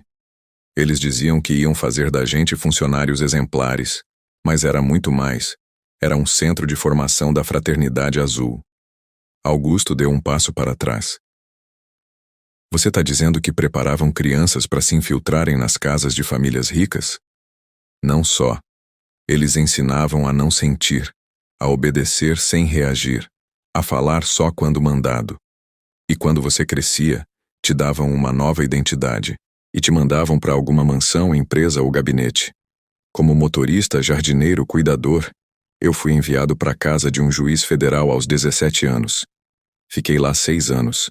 Anotei cada nome, cada pagamento, cada visita que ele recebia à noite com empresários que diziam proteger o país. Augusto sentiu um calafrio percorrer a espinha. Você tem provas disso? O homem tirou uma sacola plástica do baú da moto. Dentro, havia 3 cadernos de capa dura, cheios de anotações à mão. Nomes, datas, endereços, placas de carro, valores. Eu passei 17 anos anotando. Só não entreguei antes porque sabia que se eu aparecesse, Iam usar isso contra minha irmã.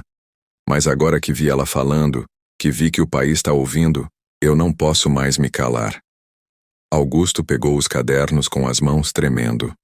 Você tem noção do que está aqui? Isso pode derrubar gente do alto escalão do judiciário. Isso conecta todas as pontas. O homem assentiu. E eu vim porque sei que vocês vão proteger ela. E porque ela é a única família que me resta. Nádia, que observava tudo da janela do apartamento, desceu às pressas. Quando viu o homem de pé, imóvel, não acreditou. Ricardo? Ele virou lentamente. Tava esperando você me reconhecer, mesmo depois de tanto tempo. Nádia caiu de joelhos. Disseram que você tinha fugido, que tinha sido levado para longe. Fui. Mas não por vontade. Fui arrancado do abrigo à noite. Disseram que iam me levar para um lugar melhor. Nunca mais vi ninguém. Mas lembro da sua voz, cantando aquela música. Os dois se abraçaram ali mesmo, no estacionamento escuro, sob o olhar perplexo de Augusto e do segurança. Marina desceu em seguida. Viu a cena e entendeu. Ele estava vivo esse tempo todo. Augusto conduziu os três até o apartamento.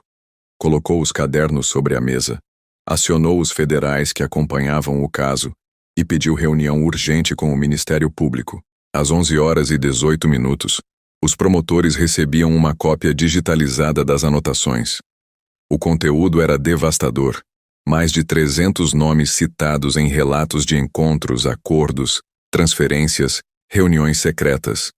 Os promotores classificaram os documentos como o acervo mais detalhado de infiltração civil, já reunido fora de operações policiais.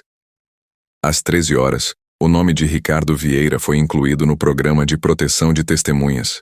Mas ele recusou ir para endereço sigiloso. Eu não quero mais me esconder. Eu quero falar. Quero sentar ao lado da minha irmã e contar o que fizeram com a gente, com dezenas de outros. E eu sei onde tem mais. Eles ainda usam menores em casas de luxo. Ainda treinam gente. Ainda acham que ninguém vai olhar. Nádia segurava Caio no colo e sentia o coração disparado. Eu cantei para você quando a gente era pequeno. E agora você voltou para proteger quem eu protejo. Ricardo beijou a testa do bebê. Esse menino não tem ideia da guerra que vocês compraram. Mas ele também não faz ideia do quanto ele está protegido agora. Às 15h35, o Procurador-Geral solicitou ao STF a reabertura de investigações sobre fundações, associações e centros de acolhimento ligados à Rede Fraternidade Azul. A solicitação citava diretamente os documentos entregues por Ricardo e os vídeos públicos de Nádia. A decisão gerou revolta em setores empresariais que alegavam perseguição política disfarçada de proteção familiar. Mas a sociedade civil respondeu com cartas abertas, protestos em praças, vídeos gravados por mães de todas as regiões do país, dizendo: se cuidar virou crime, todas somos culpadas. Na noite do mesmo dia, Ricardo gravou seu primeiro depoimento oficial. Falou durante 2h40, sem pausa. Nenhuma vírgula soava falsa. Os investigadores se entreolhavam sem conseguir acreditar que aquele homem havia sobrevivido a tudo que descrevia. Ao sair da sala, Ricardo disse: não quero perdão. Quero que parem de fingir que isso nunca aconteceu. Nádia o esperava do lado de fora. Juntos voltaram para o apartamento onde Caio dormia tranquilo. Marina preparava o jantar. Augusto respondia a jornalistas, e o mundo lá fora começava a enxergar que por trás de uma mulher que acalmava um bebê, havia uma verdade que ninguém mais conseguiria calar. Enquanto o depoimento de Ricardo ganhava notoriedade e os arquivos de Nádia eram replicados por organizações internacionais, a cúpula da Fraternidade Azul agia com pressa. Um grupo de advogados ligados a ex-diretores de fundações beneficentes entrou com ações simultâneas para tentar bloquear não apenas o documentário e os vídeos de Nádia, mas também a circulação dos diários entregues por Ricardo. A alegação era uma só. Os documentos foram obtidos de forma não protocolar, e as memórias relatadas não poderiam ser tratadas como provas. Mas o que eles não esperavam era a reação. 32 novas testemunhas, de estados diferentes, enviaram relatos às procuradorias federais confirmando as mesmas práticas descritas por Ricardo: afastamento familiar em idade infantil, manipulação emocional, doutrinação silenciosa, identidade controlada e posterior infiltração em domicílios de alto padrão. A maioria dos nomes citados pertencia a famílias conhecidas da imprensa: empresários, ex-deputados, banqueiros, juízes aposentados. A rede que antes era negada passou a ser rastreável. Em paralelo, Augusto recebeu uma ligação anônima de um ex-membro da diretoria da Fundação Monteiro, que afirmava ter cópias de registros contábeis mantidos fora dos sistemas oficiais. Eu não quero dinheiro, só não quero morrer como cúmplice. 3 horas depois, o homem entregou em mãos um pendrive criptografado, contendo mais de 500 notas de repasse a empresas que sequer existiam nos cadastros nacionais, ligadas a nomes da fraternidade. Marina organizou os arquivos com a mesma paciência de quem já havia mapeado o impossível. Nádia, por sua vez, começou a treinar outras cuidadoras que haviam entrado em contato desde que a história veio à tona. Não quero virar símbolo. Quero que todas saibam que têm direito a nome, a vínculo e a respeito. Às 17h42, a ministra dos Direitos Humanos emitiu nota pública recomendando ao Congresso a criação de um projeto de lei que reconhecesse juridicamente vínculos afetivos formados dentro da estrutura familiar estendida, especialmente em casos como o de Nádia e Caio. A proposta ganhou o nome de Lei do Ouvir e previa a validação legal de vínculos formados por laços de cuidado contínuo e comprovado. A reação foi imediata. Enquanto milhares apoiavam a medida, grupos conservadores alegavam relativização da família. O deputado que liderava a oposição afirmou publicamente que, em breve, qualquer funcionário que trocar fralda vai pedir guarda de criança rica. Marina respondeu com um vídeo direto. A mesma elite que contrata babás 24 horas por dia quer negar que essas mulheres criam nossos filhos. Se isso é relativizar a família, então talvez a gente precise repensar o que tem chamado de família até hoje. O vídeo teve mais de 28 milhões de visualizações em 2 dias. Nas redes sociais surgiram milhares de relatos de ex-cuidadoras, ex-babás, ex-funcionárias que criaram filhos de famílias ricas sem nunca terem sido citadas em uma única foto de álbum. E entre elas, muitas disseram: eu também fui Nádia, só que nunca tive quem me ouvisse. Augusto recebeu convites de 4 universidades para relatar o caso. Recusou todos. Disse apenas: quem tem que falar é quem cuidou, não quem herdou. Às 20 horas, enquanto organizava os dados recebidos no novo pendrive, Ricardo encontrou uma pasta escondida dentro de outra. Ao abri-la, descobriu vídeos de treinamentos internos da Fraternidade Azul, gravados entre 1999 e 2002. As imagens mostravam crianças de 8 a 12 anos sendo instruídas a repetir frases como nunca chorar, nunca apegar, obedecer em silêncio, reconhecer rosto de poder. Era desumano. A promotoria autorizou a veiculação restrita de parte dos vídeos para jornalistas especializados. Um deles, em matéria exclusiva, escreveu: o que vimos não é formação. É apagamento. É a tentativa deliberada de criar gente sem passado, para servir um futuro controlado. Na manhã seguinte, Caio acordou com febre. Nádia o levou ao hospital acompanhada por Marina. Na recepção, 2 mulheres esperavam com um buquê simples e um bilhete. Eram mãe solo de uma comunidade vizinha. O bilhete dizia: você deu nome ao que a gente só sabia sentir. Nádia não conteve as lágrimas. Caio foi atendido e liberado, com diagnóstico leve. Augusto, do lado de fora, organizava a próxima entrega à promotoria. Marina separava os arquivos mais sensíveis, e Ricardo, ao lado deles, concluiu: não é mais sobre provar, agora é sobre impedir que isso continue.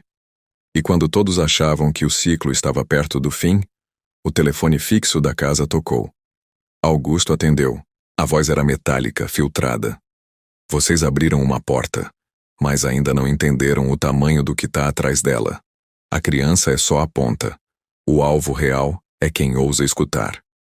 Augusto segurava o telefone com força, tentando decifrar a voz artificial que saía do outro lado da linha. O alvo real é quem ousa escutar. Repetiu mentalmente, com a respiração travada. Nádia, Marina e Ricardo estavam na sala, em silêncio, apenas aguardando sua reação. Quem tá falando? Perguntou. A ligação foi encerrada sem resposta. Marina se aproximou. O que era? Ameaça, e bem clara. Eles estão dizendo que o alvo agora é você, Nádia. Não o bebê, não os documentos, mas quem ousou escutar o choro.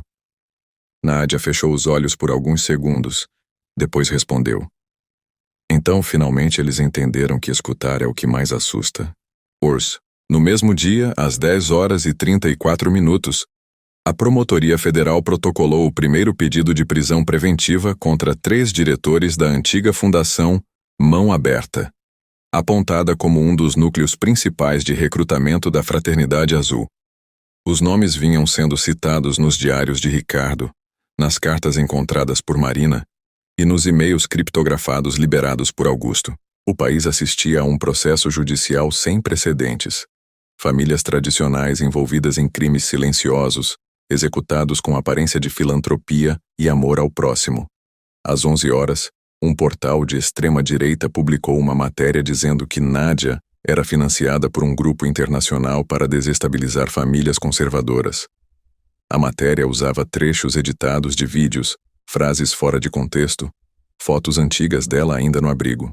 A resposta veio em menos de 2 horas, com mais de 200 mil comentários em apoio e dezenas de vídeos de mães e pais dizendo: "Eu sou Nádia também, e não precisam me pagar para isso."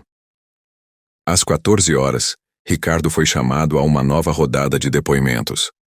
Levou consigo uma cópia dos vídeos dos treinamentos infantis da fraternidade e um pendrive adicional com as fichas de admissão da unidade 49. Ao cruzar os nomes com dados públicos, os procuradores encontraram ao menos 57 desses nomes ligados atualmente a serviços de confiança em mansões, condomínios de luxo e até mesmo escritórios jurídicos de grandes grupos.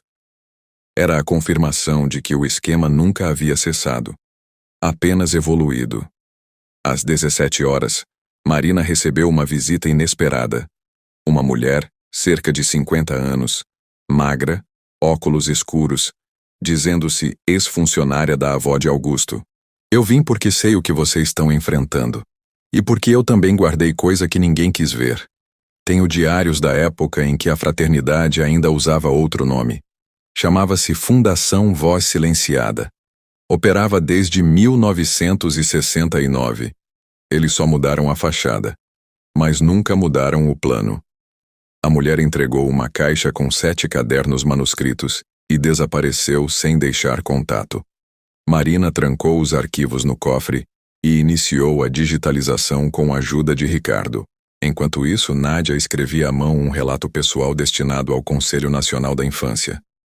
Escrevia com calma, letra firme, como quem sabia que cada palavra pesaria no futuro. "Eu não sou mãe biológica, não sou empresária, não sou ativista. Sou alguém que ouviu um choro e decidiu não ignorar. Se isso é ameaça, então estamos ouvindo errado." Às 20h, Augusto entrou em contato com uma organização de direitos humanos internacional e enviou cópias de todo o material, junto com a carta da mãe, os vídeos do bebê e os registros de manipulação judicial. Recebeu resposta poucas horas depois. O caso seria apresentado no Comitê de Urgência da Comissão de Proteção à Infância da ONU. Nádia não comemorou, apenas respondeu: "Se eles ouvirem, que escutem com o coração. Porque se escutarem só com os olhos, vai ser só mais um espetáculo." Na madrugada, alguém invadiu o sistema de câmeras do prédio. As gravações do hall de entrada foram corrompidas. Um bilhete apareceu sob a porta do apartamento: "Vocês foram longe demais, saibam parar." Marina queria chamar a polícia, mas Nádia recusou. "Não. Eles querem que a gente tema, que a gente pare. Se tiver que parar, vai ser por justiça, nunca por medo." Ricardo vigiava da janela. Augusto reforçava a segurança. E Caio dormia, ao lado do berço sobre a cômoda, Nádia deixou a carta pronta que entregaria no Congresso no dia seguinte. Ao terminar a última linha, ergueu o olhar e sussurrou: "Você escutou quando ninguém escutou. Agora o país inteiro vai ter que ouvir." No fundo do apartamento, o notebook de Marina emitia o alerta de que a digitalização dos últimos arquivos havia terminado. O conteúdo do caderno 7 revelava algo ainda mais profundo. Uma planilha com os primeiros nomes de empresários que, ainda nos anos 70, haviam assinado compromisso por escrito com a Fundação Voz Silenciada para manter controle sobre crianças de famílias que consideravam instáveis socialmente. Um dos nomes era o do bisavô de Augusto. Era a confirmação. A história inteira da família Monteiro havia sido costurada com base no controle emocional e na supressão de vínculos reais. Augusto sentou-se na mesa e encarou a página aberta. Não é só que a Nádia não é estranha, é que ela é o que sobrou de verdade no meio disso tudo. E ao dizer isso, sem saber, ele abria as primeiras linhas do discurso que seria lido em rede nacional 3 dias depois, quando o país não teria mais como fingir que não sabia o que era a Fraternidade Azul. Na manhã do 3º dia após o bilhete de ameaça deixado na porta, Nádia acordou antes do sol. Pegou Caio nos braços, abriu a janela do quarto e ficou olhando o céu escuro com tons de azul profundo, enquanto respirava em silêncio. Ela sabia que aquele seria o dia mais importante de sua vida. E talvez o mais perigoso. Às 8h20 ela entrou no carro ao lado de Augusto e Marina, com destino ao Congresso Nacional, onde aconteceria a primeira audiência pública sobre vínculos afetivos não biológicos no Brasil. Uma fila de mais de 300 pessoas já se formava em frente ao anexo 2, a maioria com faixas e cartazes escritos à mão. Quem escuta, cuida. Ela cuidou, o país viu. Choro não é ruído, é aviso. Dentro da sala, deputados, juristas, psicólogos, mães solo, cuidadores, pesquisadores e repórteres aguardavam. Nádia foi a terceira a falar. O primeiro foi um deputado conservador que abriu sua fala dizendo que a família precisa ser defendida do sentimentalismo desordenado. O segundo, um psicólogo indicado pela Fraternidade, alegou que a emoção não pode substituir os critérios legais. Quando Nádia foi chamada, o silêncio tomou a sala. Ela andou lentamente até o púlpito, segurando uma cópia dobrada da carta escrita à mão que havia deixado ao lado do berço de Caio. Respirou fundo. Meu nome é Nádia Amélia Vieira. Fui criada num abrigo, onde aprendi a falar só quando mandavam. Passei por casas que me usaram como objeto de limpeza, gente que me chamava de invisível, e por um sistema que nunca me reconheceu como cidadã. Mas foi num quarto silencioso, com uma criança chorando no berço, que eu finalmente encontrei um lugar. Porque aquele bebê não me pediu diploma, nem documento. Ele me pediu escuta, me pediu colo, e eu dei. Agora querem me dizer que isso não vale? Que um vínculo construído todo dia em silêncio, entre cólica e medo, entre febre e sorriso, não tem valor? Algumas pessoas na plateia já choravam. Nádia continuou. Eu não vim aqui pedir nada. Eu vim lembrar vocês do que esqueceram, que cuidar é política, que afeto também é estrutura, e que se o sistema não entende isso, então o sistema precisa mudar, porque quem escuta salva. Quem cala repete o ciclo. Um deputado tentou interrompê-la, mas o presidente da mesa autorizou que ela continuasse sem cortes. Hoje, eu cuido de um bebê que nasceu numa família rica, mas que teria crescido em silêncio, se não fosse por uma mulher como eu. Sem sobrenome, sem herança, sem poder. E ele me escutou. Porque criança não aprende pelo nome, aprende pela presença. E se vocês tiverem um pingo de coragem, vão reconhecer isso em lei. Vão garantir que outras mulheres como eu não tenham que lutar tanto para provar que ouvir também é maternar. Ela deixou o púlpito sob aplausos em pé. Marina foi ao encontro dela, segurando firme a mão de Caio. Você falou por todas nós. O vídeo do discurso foi publicado oficialmente pela TV Câmara e atingiu mais de 20 milhões de visualizações em menos de 24 horas. Nos dias seguintes, mais de 50 projetos de lei estaduais e municipais começaram a ser rediscutidos com base no conteúdo da fala de Nádia. Mas nos bastidores, o núcleo que ainda restava da Fraternidade Azul se mobilizava. Um dos advogados do grupo foi flagrado tentando comprar o silêncio de duas testemunhas que haviam prestado depoimento sobre o desaparecimento de crianças nos anos 90. Ao mesmo tempo, um dossiê falso foi divulgado tentando ligar Nádia a uma rede internacional de tráfico de bebês com documentos forjados e fotos adulteradas. Marina entrou em contato direto com o delegado responsável. Se vocês não derrubarem essa mentira logo, ela vai ser assassinada pela opinião pública. O delegado confirmou que os documentos vinham de uma impressora localizada no mesmo endereço de uma empresa de fachada ligada ao ex-ministro, que fora encontrado morto semanas antes. Augusto publicou nota dizendo: "Tentaram calar a verdade com medo. Agora tentam matar a verdade com mentira. Mas a verdade é quem segura meu filho quando ele chora. E isso ninguém falsifica." Às 19 horas, Ricardo recebeu uma ligação do abrigo onde viveu parte da infância. Uma ex-cuidadora dele, Dona Helenita, de 74 anos, pediu para vê-lo. Quando ele chegou, ela entregou uma fita cassete. Guardei isso por décadas. Sabia que um dia alguém ia ter coragem.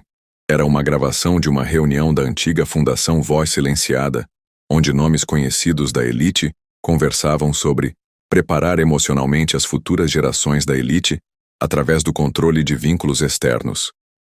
A voz de um deles dizia: "Amor é instável, serviço é previsível, treinem as cuidadoras, mas não deixem que elas se apeguem." A gravação foi autenticada por peritos e anexada ao processo. O país parou. Em meio a tudo isso, Caio completava seu primeiro ano de vida, sem festa, sem convidados. Só os 4. Nádia, Marina, Augusto e Ricardo. E naquele silêncio, entre um sorriso tímido e um pedaço de bolo simples, Nádia cantou a música de sempre. Mas agora com outra força. Porque aquela criança não era mais um alvo, era símbolo. E o país não tinha mais como fingir que não sabia. 2 dias após o discurso de Nádia no Congresso, o Conselho Nacional da Infância aprovou por unanimidade a instauração de um grupo de trabalho para a criação de uma nova legislação voltada ao reconhecimento formal de vínculos afetivos não biológicos. Era a primeira vez que o Estado reconhecia publicamente que o cuidado exercido fora dos laços de sangue precisava de proteção e estrutura. O impacto foi imediato. Hospitais começaram a revisar seus protocolos de entrada e autorização de cuidadores. Escolas passaram a incluir referência afetiva nos cadastros de alunos. Mas enquanto o país respirava a ideia de uma mudança real, a Fraternidade Azul articulava sua última tentativa. Às 7 horas da manhã de uma terça-feira, agentes da Polícia Federal encontraram num prédio abandonado no interior de Goiás documentos que indicavam que ao menos 29 crianças desaparecidas entre os anos de 1991 e 2007 haviam passado por um sistema de adoção clandestina coordenado por membros do grupo. A descoberta levou ao maior escândalo da história da assistência social do país. Nomes de desembargadores, médicos, assistentes sociais e até artistas foram mencionados em documentos internos, planilhas e memorandos. Entre os arquivos, uma carta escrita por uma das crianças que haviam sido separadas da família e enviada a um diretor da Fundação Voz Silenciada dizia: "Eu só queria alguém que me escutasse." A frase foi estampada na capa de todos os jornais no dia seguinte.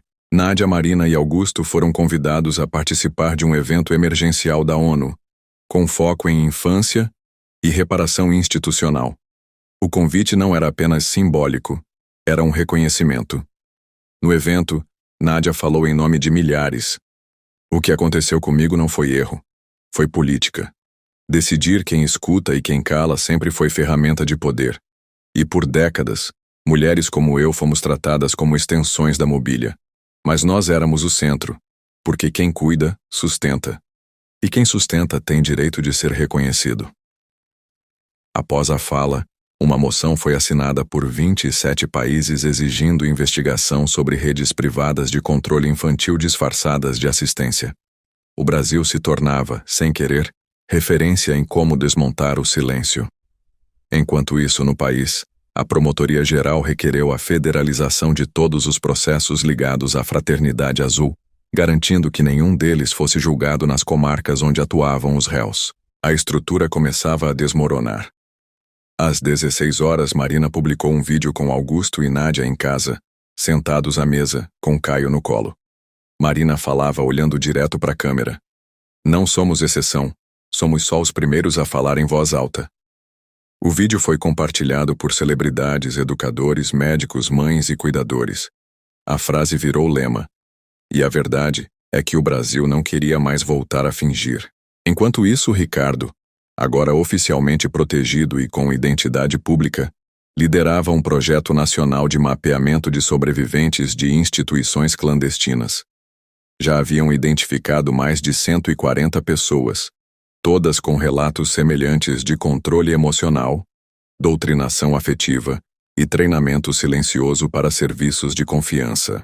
Uma das histórias mais chocantes era de uma mulher chamada Cláudia, hoje com 47 anos, que trabalhou como babá em 13 casas diferentes e só percebeu que fazia parte de algo maior quando viu o vídeo de Nádia. Aquilo me acordou. Eu também fui treinada para calar. O Congresso aprovou em regime de urgência a primeira versão da Lei do Ouvir. O artigo 1º dizia: toda relação baseada em cuidado contínuo, responsabilidade afetiva e presença emocional merece reconhecimento jurídico. A votação foi aplaudida em plenário, mas nem tudo estava resolvido. Às 20h20, Augusto recebeu uma nova ligação anônima. A voz dizia: vocês destruíram nosso nome. Agora vamos destruir o de vocês, começando pelo passado que vocês acham que enterraram. Augusto não contou a Nádia, mas Marina percebeu que havia algo errado. Você precisa me dizer o que foi. Ameaçaram cavar nosso passado. Vão tentar virar tudo de ponta cabeça. Marina respirou fundo. Então a gente vai contar primeiro, antes deles. Na manhã seguinte, ela publicou um texto assinado por ela, por Nádia e por Augusto, explicando a história desde o início. As omissões, os erros, o medo, a tentativa de fingir normalidade. Fomos criados por um sistema que escolhia quem tinha direito de ser ouvido. E agora, a gente está escolhendo escutar de volta, mesmo que doa. As palavras emocionaram o país. Mas o que viria nas próximas horas não estava nos planos de ninguém. Um jornalista investigativo revelou que um dos maiores financiadores da Fraternidade Azul ainda estava ativo, e seu nome jamais havia aparecido. Era o maior acionista oculto de uma empresa de tecnologia de segurança que atendia mais de 40 prefeituras. Um homem com conexões em 3 países, dono de mais de 50 empresas laranjas e, como descobriu-se nas últimas páginas dos diários de Ricardo, era o responsável pela criação da Unidade 49. O nome dele?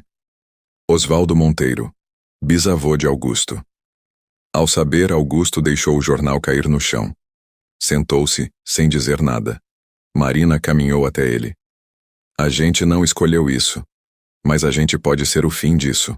Nádia pegou Caio no colo, olhou nos olhos dele e disse: você vai crescer ouvindo verdades, mesmo quando elas forem duras. E sem que ninguém percebesse naquela tarde, o bebê disse pela primeira vez uma palavra clara.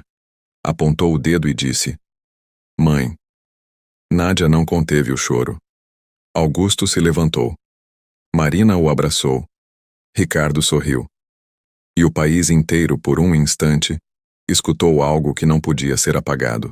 O nome de Osvaldo Monteiro estampado nas páginas finais dos diários de Ricardo foi como uma explosão silenciosa dentro da casa. Augusto não quis falar por horas. Sentou-se à beira da cama e segurou uma das cartas deixadas por sua mãe, tentando encontrar algum traço, alguma pista de que ela soubesse. Marina ficou ao lado em silêncio, respeitando o tempo dele. Nádia cuidava de Caio, mas sabia que algo mais profundo havia mudado. Quando Augusto finalmente falou, a voz estava firme. Não é o sobrenome que vai dizer quem eu sou. Se meu bisavô construiu um sistema de controle, eu vou dedicar minha vida a desmontar cada pedra disso, começando pelo próprio nome. No dia seguinte, Augusto Monteiro convocou uma coletiva de imprensa. Entrou sozinho, vestindo uma camisa simples e com um envelope na mão. Meu nome é Augusto, filho de Amélia, neto de Lídia, bisneto de Osvaldo. Hoje eu assino a renúncia de todo o patrimônio herdado diretamente da linha Monteiro e transfiro para a recém-criada Fundação Escuta o total de 68% das ações da holding principal, com a única exigência de que sejam geridas por um conselho de mulheres cuidadoras com histórico de atuação afetiva e comunitária. Meu nome continua o mesmo, mas a função dele, a partir de agora, é outra: servir como exemplo do que acontece quando alguém escuta, em vez de mandar calar. O país assistiu em choque. Nenhum herdeiro havia feito algo semelhante. Nádia, em casa, assistia ao vivo com Caio no colo. Marina chorava. Ricardo assistia da varanda. E as ruas começaram a se encher, espontaneamente, de pessoas com cartazes, vozes e cantos. Se ele ouviu, a gente também pode. A Fundação Escuta foi formalmente registrada 5 dias depois, com sede em São Paulo, e filiais sendo organizadas em outros 10 estados. Os primeiros projetos aprovados incluíam formação de cuidadoras, acolhimento à mãe solo, investigação de vínculos rompidos por negligência institucional e, principalmente, escuta ativa como política pública. Nádia foi nomeada coordenadora nacional de formação. Ricardo assumiu a área de rastreamento de sobreviventes. Marina ficou responsável pela articulação jurídica.